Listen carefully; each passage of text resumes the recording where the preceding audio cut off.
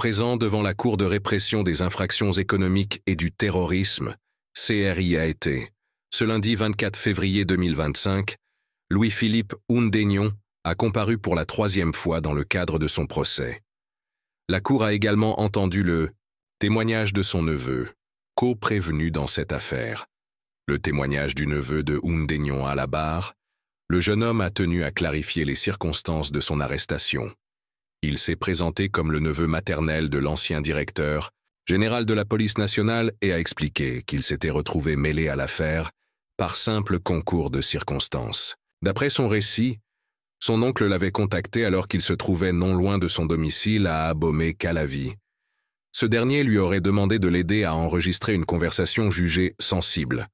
Il a précisé que le général, peu à l'aise avec les nouvelles technologies, avait du mal à utiliser son iPhone pour l'enregistrement. Ne parvenant pas à lancer directement l'enregistrement sur l'appareil, le neveu a eu recours à un second téléphone, mettant l'appel sur haut-parleur pour procéder à l'opération.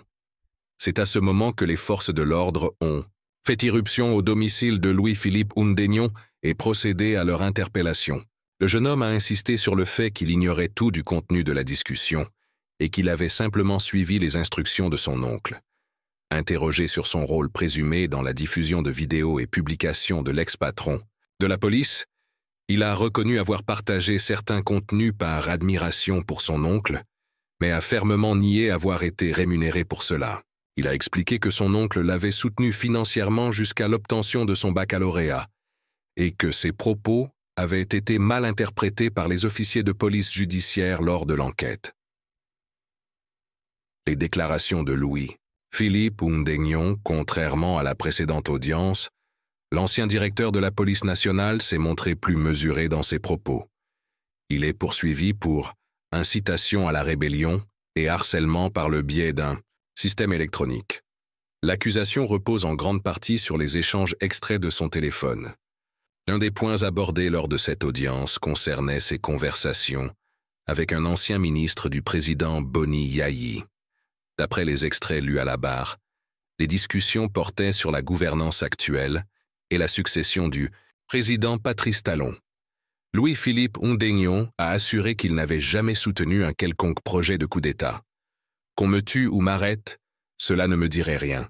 En aurait-il déclaré dans ces échanges, affirmant qu'il ne se reprochait rien. Menaces et tentatives d'assassinat. L'ex-patron de la police a confirmé avoir pris des dispositions pour mettre l'ex-ministre de Boni Yayi à l'abri alors qu'il était visé par un kidnapping.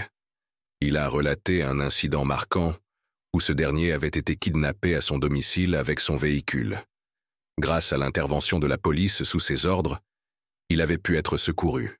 Par la suite, des dispositifs renforcés avaient été mis en place pour assurer sa protection, notamment après la fameuse tentative d'empoisonnement de l'ex-président Boni Yayi. Des échanges sur le président Talon poursuivant l'examen.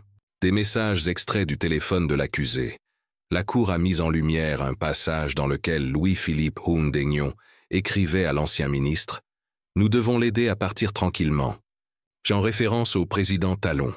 Interrogé sur le sens exact de cette phrase, l'ex-patron de la police a refusé d'entrer dans les détails, évoquant des raisons de sécurité pour son interlocuteur.